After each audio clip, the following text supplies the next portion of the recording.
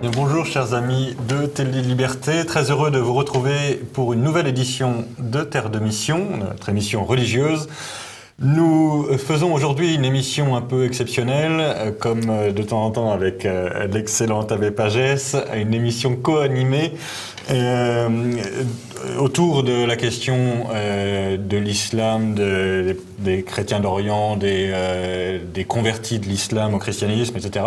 Nous essayons de revenir régulièrement avec des nouveaux angles de vue sur ces sujets extrêmement importants pour la France, sa mission notamment de protection des chrétiens d'Orient, sa mission de fille aînée de l'Église, mais aussi pour notre Église universelle en général, puisque l'islam est une des figures les plus visibles de l'Antéchrist dans le monde d'aujourd'hui. Il faut donc évidemment connaître et savoir résister, et savoir promouvoir la vérité à tous ces malheureux qui sont sous l'empire du mensonge. Nous recevons donc aujourd'hui Alexandra Brochard. Bonjour Alexandra. Merci beaucoup d'avoir accepté notre invitation. D'abord, bonjour Monsieur l'abbé. Bonjour Guillaume, je vous en prie. De commencer par le premier ordre du Royaume de France, le clergé, comme vous le savez. Donc, Alexandra Brochard, vous êtes présidente de l'association Eleutheros, qui veut dire libre en grec. Voilà. Puisque la vérité rend libre, c'est le patron qui nous l'a appris. Et alors, Eleutheros, ça sert à quoi ? Tout d'abord, permettez-moi de vous remercier.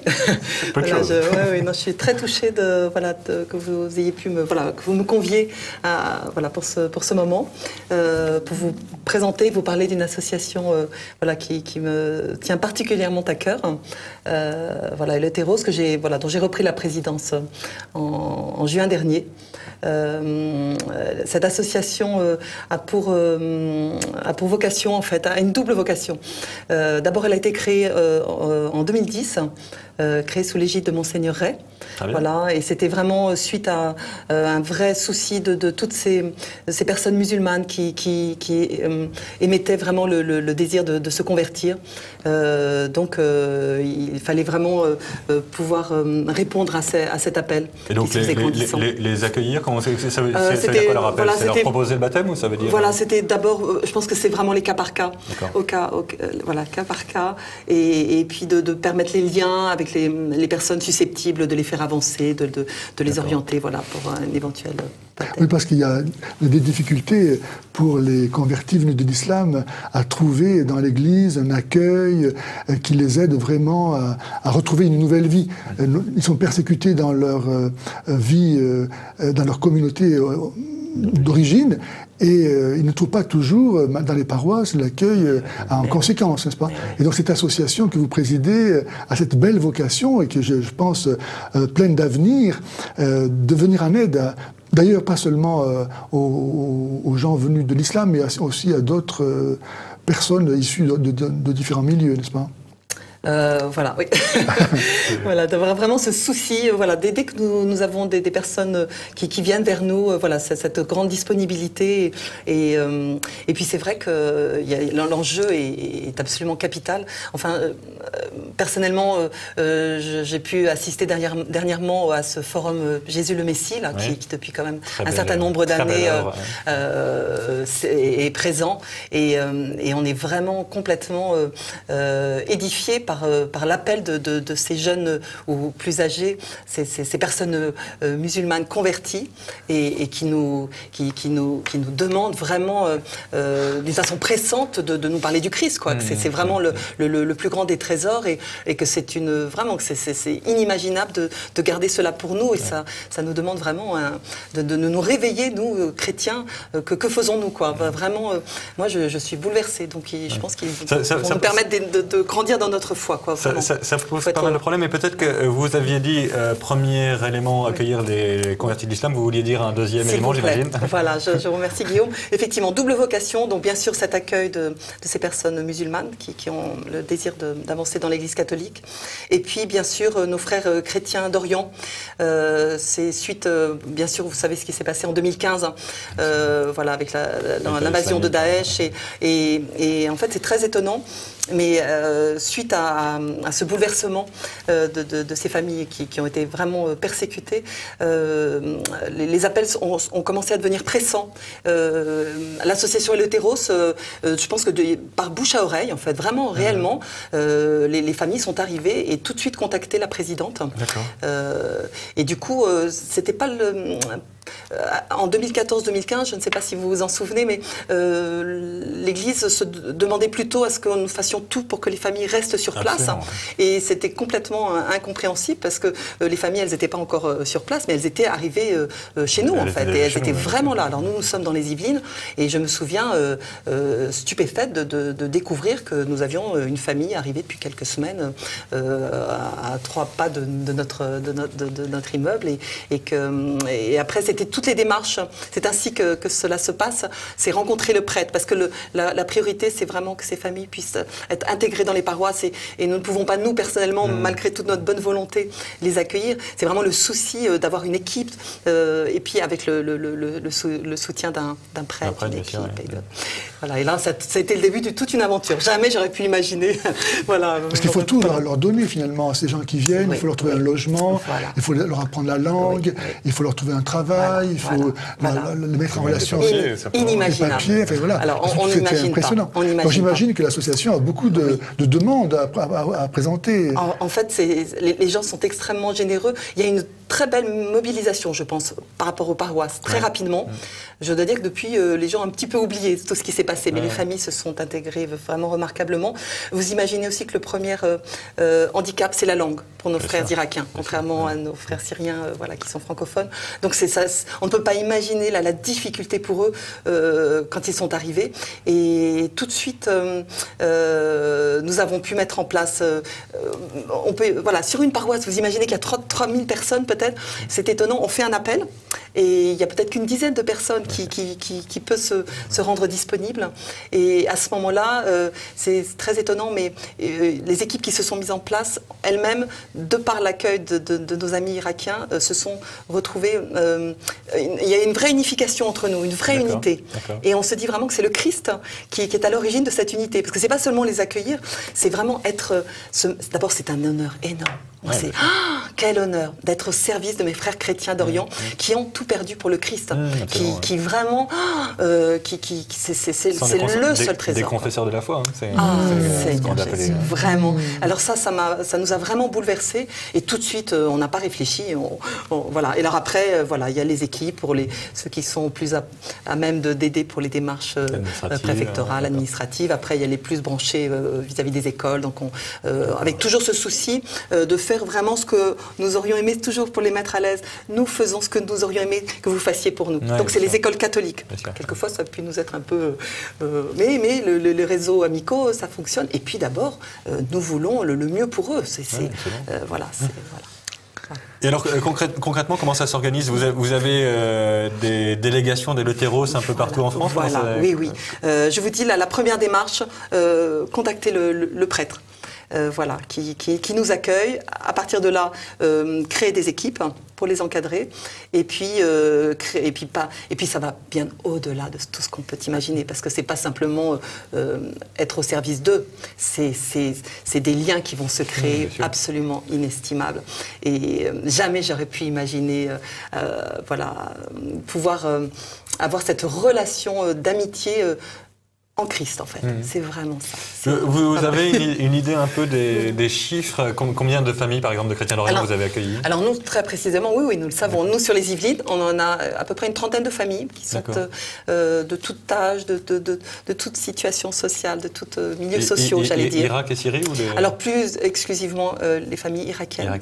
Après, je pourrais en parler plus tard. Les appels proviennent aussi bien de Syrie que d'Irak. Et avec les familles qui sont composées des parents, des enfants, des grands-parents. Ça, vous imaginez, pour des personnes de 80 ans qui quittent leur terre natale et qui savent très probablement qu'elles ne reviendront pas. Ça, c'est absolument déchirant. Et peut-être une anecdote, Je ne peux pas m'empêcher d'en faire part, parce que vous me laissez la parole. Allez-y, Après, il faudra vous êtes là pour ça. Hein. Vous êtes là pour ça. Une grand-mère, vraiment, je suis comme sa fille. Enfin, c'est des liens qu'on ne peut pas imaginer, mais que l'on vit très profondément. Et un jour, j'osais poser cette question un petit peu dérangeante.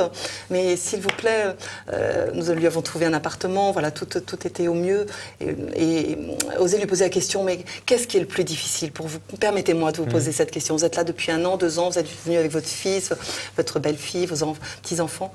Et incroyable, elle m'avait dit, mais Alexandra, elle était de Mossoul, hein, elle avait fui sa ville en 1 nuit, on le sait, hein, ils ont vraiment tout perdu, des gens plutôt aisés. Et me disant, mais Alexandra, je suis venue avec mon pull. Et puis tu vois, comme je suis habillée aujourd'hui, et puis tu sais, mon seul trésor, c'est le Christ. C'est lui seul qui comble mon cœur. Ah, il y avait eu un grand temps de silence, et avec ses yeux lumineux, on était là, mais il n'y a plus rien à rajouter. Voilà. C'est clair. C'est beau.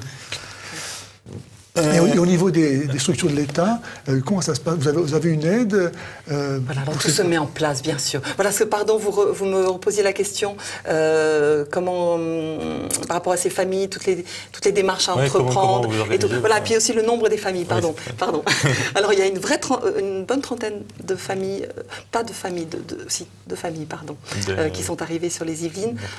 Et puis après, un petit peu réparties aussi sur toute la France, parce que nos appels, vraiment, sont nationaux, quoi. Enfin, vous savez que la priorité pour qu'un dossier soit étudié à l'ambassade, la première chose, c'est que nous devons justifier d'un lieu de logement. C'est toute la difficulté. Et tant que nous n'avons pas, donc là, prochainement, vous allez être envahis de demandes parce que nous avons 2 dossiers très importants d'une famille de Syrie. Vous avez été en contact ou vous êtes peut-être encore en contact avec des familles qui sont encore en Irak et qui voulaient venir en France et dont vous avez dû assurer précisément tout le nécessaire au niveau de l'administration pour leur permettre de faire ce voyage. Oui. Alors ça, les ambassades font bien les choses, mais c'est souvent très long. C'est très long. Quand une demande se fait, et nous avons régulièrement encore des demandes, ce qui est quand même impressionnant, parce qu'on a l'impression que tout ça est un petit peu lointain, 2015. Alors ce n'est plus du tout la même situation politique et de demande, mais il y a des familles qui sont vraiment dans une extrême nécessité, et je pense tout particulièrement à une famille syrienne. Alors ça va rejoindre un petit peu ce qui nous préoccupe avec cette belle association. Eux sont des convertis.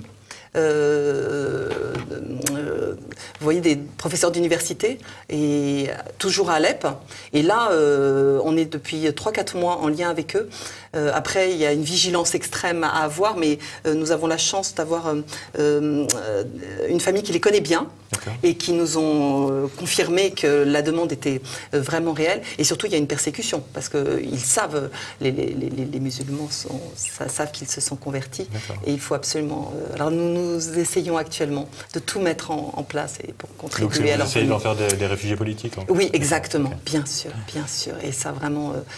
c'est inimaginable. Parce qu'il y a une vraie discrimination qui a été reconnue dans les pays européens accueillant des réfugiés. J'ai des chiffres là. Allez-y, par exemple, voilà, au Royaume-Uni, en 2017, sur 7060 réfugiés syriens recommandés par le HCR, seulement 25 étaient chrétiens. Et seulement 11 d'entre eux ont finalement été acceptés. C'est-à-dire une proportion de 0,23% sur l'ensemble. Et en fait, il faut savoir que ce soit en Allemagne, en France ou ailleurs, les traducteurs, ceux qui font passer les tests de croyance pour voir vraiment s'il s'agit de vraies conversions, pour pouvoir les admettre, etc., ce sont souvent des musulmans. Et donc là, comme dans l'histoire de Joseph Adel, lorsqu'il a voulu quitter la Jordanie, le traducteur de l'association internationale qui s'occupait de ça, ayant appris qu'il c'était un converti venu de l'islam, il a barré son dossier. Je ne voulais pas l'évoquer, mais nous avons été confrontés à ce genre de situation. Voilà. C'est un petit peu dérangeant quand même. Non, mais c'est la vérité. Nous sommes là pour dire la vérité. Il faut dire le combat que mènent ces gens et à quel point ils ont besoin d'être aidés. C'est inimaginable. Les difficultés qu'ils rencontrent. Je pense que les gens ne le savent pas. Mais c'est pour ça que l'association est très importante. Et par ailleurs, il faut peut-être aussi dire qu'il y a le combat qu'ils ont avec leurs anciens coreligionnaires, mais il y a aussi le combat avec la lâcheté ou la complaisance des pouvoirs publics occidentaux qui ne veulent surtout pas apparaître comme islamophobes et donc tiennent absolument à traiter mieux les djihadistes. Exactement. C'est inimaginable, mais c'est une vraie réalité, ça c'est certain, et nous le savons. Et oui. Et alors, en France même, vous avez des convertis de l'islam qui vous sollicitent ou c'est des convertis de Syrie ou de... plus en plus, je crois, n'est-ce pas? Il faut aller écouter, il faut aller à ce forum Jésus le Messie pour écouter. Voilà, ça, de fait, cette page de publicité, on l'a fait à peu près à chaque émission, mais ça vaut la peine. Le forum Jésus le Messie est une très belle œuvre. Oui. Je pense que c'est une vraie réalité. Ça, c'est... Non, mais de fait, par exemple, si quelqu'un musulman en train de se convertir et qui est dans une situation difficile, parce que moi-même je peux témoigner que connaissant pas mal de convertis venus de l'islam que j'invite à venir à ce plateau pour rendre témoignage de leur conversion, beaucoup refusent parce qu'ils ont peur. Il n'y a pas longtemps encore, il y a quelques jours, je recevais 2 musulmans qui pourtant sont à la retraite. Ont eu peur de venir parce qu'ils m'ont dit moi j'ai un oncle qui est islamiste et j'ai peur pour ma fille, ma petite fille. Hein. Donc c'est une réalité en France. En France même. Hein. Donc c'est pour ça que ces gens qui se convertissent issus de l'islam ont vraiment besoin d'être aidés. Et j'aimerais que donc ceux qui nous entendent aujourd'hui notent bien les coordonnées qu'on va leur donner de votre association à la fin de l'émission pour qu'ils sachent que là ils vont pouvoir trouver une aide, n'est-ce pas? Oui. Parce que voilà, je pense qu'on sera amené à de plus en plus à être confrontés. Et puis. J'espère. Oui. Ils vont tous se convertir. Absolument. Voilà, mon Dieu, oui.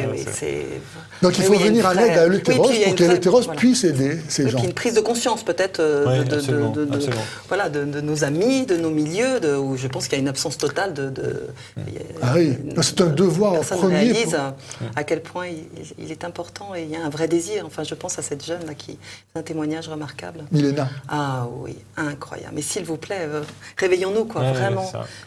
Ayez pitié de nous, quoi. C'est vraiment ça.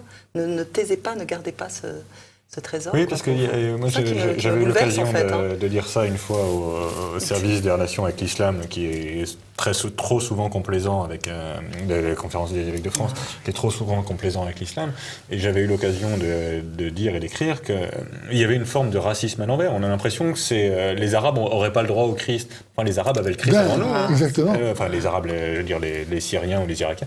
Mossoul, c'est Ninive. Ninive, c'est la première ville convertie de l'Empire de Babylone. C'est quand même pas rien.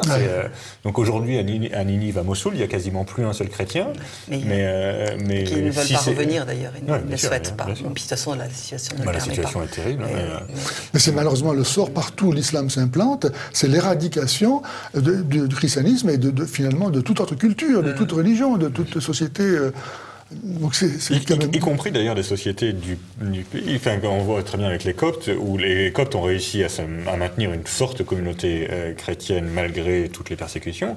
C'est eux les Égyptiens d'origine. Il n'y a pas le moindre doute, ni ethnique, ni archéologique, enfin tout le monde sait que c'est eux. Leur langue est la plus proche de la langue des pharaons.